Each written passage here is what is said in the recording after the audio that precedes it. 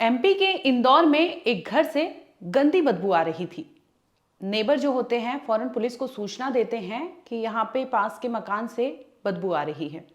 सूचना मिलते ही पुलिस वहां पहुंचती है।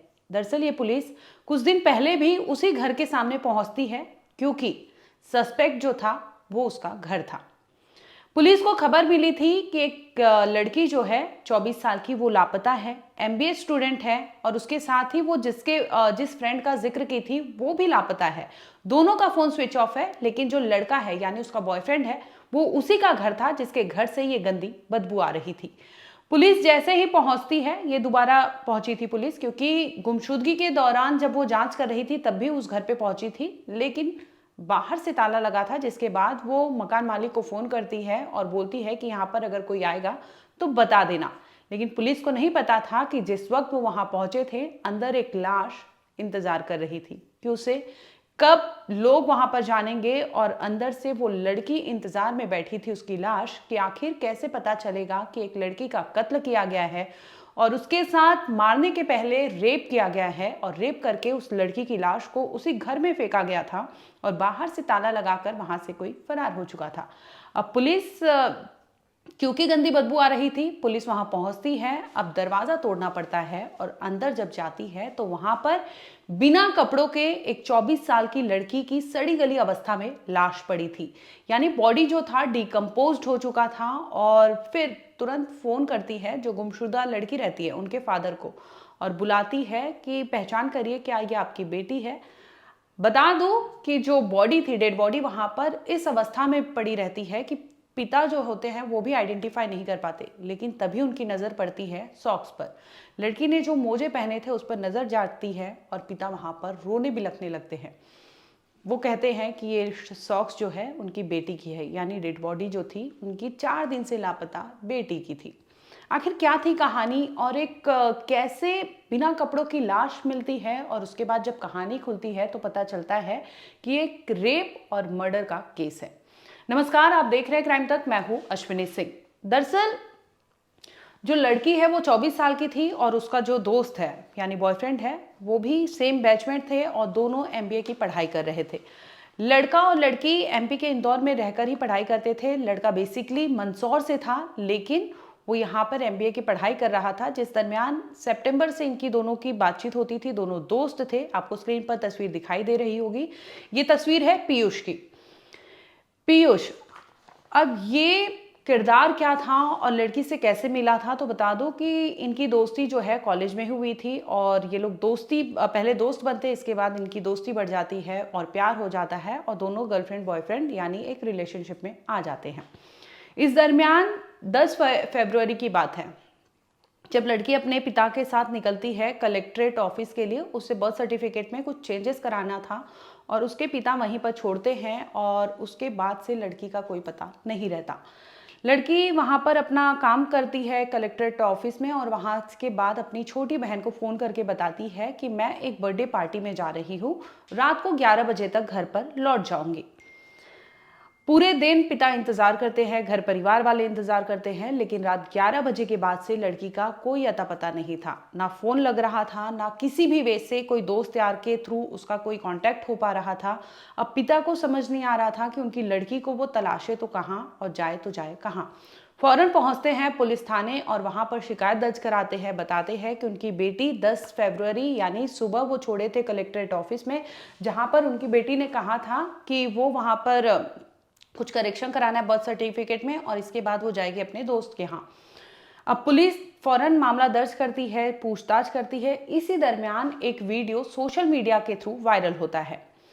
पिता को स्कूल यानी जिस कॉलेज में ये लोग एमबीए की पढ़ाई कर रहे थे वहां से फोन आता है, पिता को बुलाया जाता है, और पिता फौरन पहुंचते हैं तो देखते हैं कि एक वीडियो व्हाट्सएप ग्रुप में डाला गया था। ये व्हाट्सएप ग्रुप इनके कॉलेज, जो जिस कॉलेज में लोग एमबीए की पढ़ाई कर रहे थे, उसी का एक व्हाट्सएप ग्रुप बना था। उस ग्रुप में एक वीडियो डाला गया था जिसमें सेक्सुअल एक्टिविटी करते हुए वो लाइव वीडियो रिकॉर्ड किया गया था, और वो वीडियो को उसी ग्रुप में डाल दिया जाता है। और यहाँ पर जो डालने वाला है कोई और नहीं बल्कि लड़की का फोन यूज किया जाता है, और उसी के फोन से वो वीडियो डाला जाता है। डालने वाला इतना शातिर था कि उसने अपने फोटो पर जहां जहां उसका फेस दिख रहा था उसने इमोजी यूज किया, ताकि किसी भी तरह से आइडेंटिटी रिवील ना हो पाए कि वो कौन है, लेकिन दूसरी ओर जो विक्टिम है यानी लड़की जो है उसका वो तमाम एक्टिविटी वहां पर वीडियो में डाल देता है और उसकी आइडेंटिटी रिवील हो जाती है कि ये लड़की कौन है। जब ये वीडियो मिलता है कॉलेज वालों को, वो फौरन परिवार को बताते हैं कि इस तरह से एक वीडियो आया है जिसमें आपकी बच्ची है, और ये मुकदमा पुलिस को ये चीज़ें भी बताई जाती है, लेकिन एक दिन पहले से ही लड़की लापता थी। अब पुलिस उस वीडियो को एज ए एविडेंस कलेक्ट करती है और पता लगाने की कोशिश करती है कि ये वीडियो है तो है कहाँ से और इसमें जो एक्टिविटी हो रही है वो कौन है।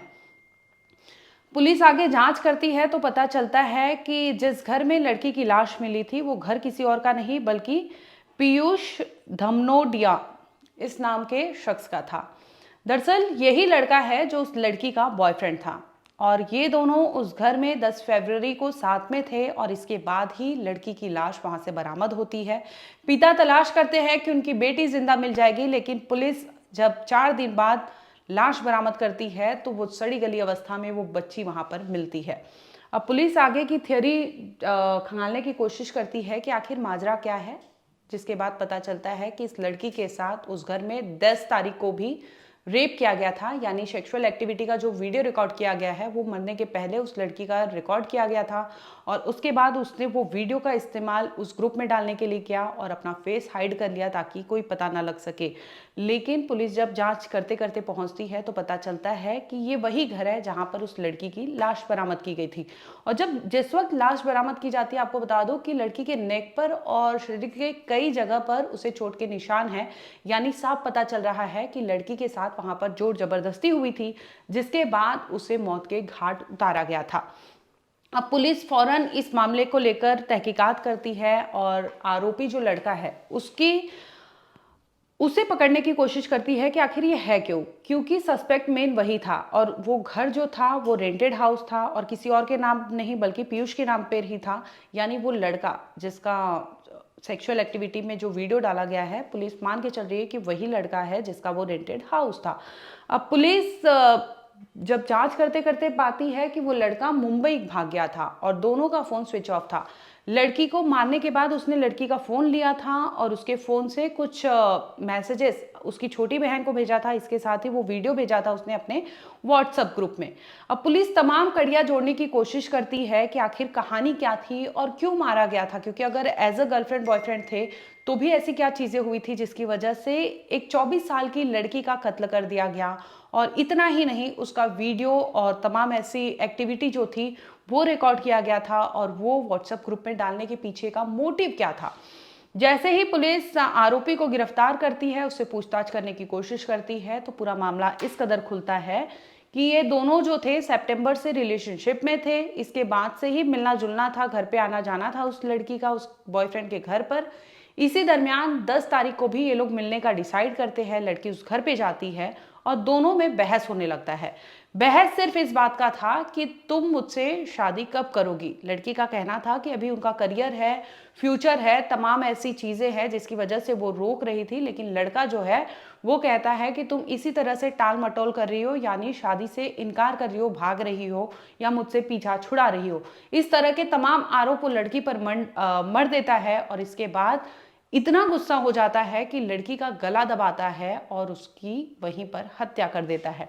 हत्या के पहले, क्योंकि ये लोग काफी देर से उस घर में थे, तो ये लोग जो भी एक्टिविटी किए थे तमाम चीजें उस लड़के ने उस लड़की के मोबाइल में रिकॉर्ड किया था, जिसके बाद जैसे ही कत्ल कर देता है, अब उसके हाथ में फोन आता है, उसका फोन लेता है, वीडियो एडिट करता है, अपना इमोजी लगाता है और तमाम जगह ये चीजें वायरल कर देता है और दोनों का सिम कार्ड निकाल के फेंक देता है ताकि किसी भी तरह से कोई भी इलेक्ट्रॉनिक एविडेंस ना मिल सके, ताकि पुलिस उस तक या फिर उस लड़की की लाश तक पहुंच सके।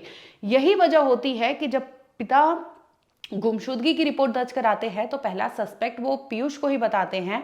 और आप सोचिए कि पुलिस उसके घर तक चली गई थी, बाहर तक जाती है, लेकिन बाहर से ताला था जिसकी वजह से पुलिस अंदर दाखिल नहीं हो पाती और वहां से रिटर्न हो जाती है।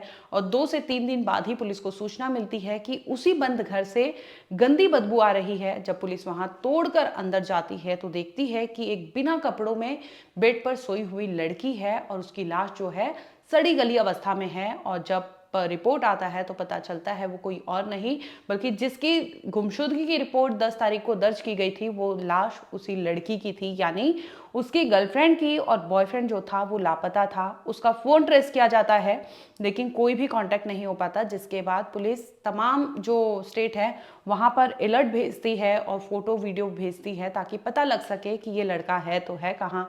और आखिरकार वो लड़का जो है मुंबई फरार हुआ था, जिसके बाद वहाँ की पुलिस उसे धरती है और उसे पहुंचाती है एमपी के इंदौर में। फिलहाल आपको बता दें कि पुलिस ने इसमें रेप और मर्डर का केस तो दर्ज किया है, इसके साथ ही क्योंकि आईटी एक्ट का भी इस्तेमाल उसने किया था, लड़का ने जो वीडियो बनाया था और उसे उसने वायरल किया था, तो उस एक्ट को भी ध्यान में रखते हुए तमाम जो धाराएं हैं वो दर्ज कर ली गई है। आरोपी जो लड़का है उसे भी पुलिस ने गिरफ्तार कर लिया है।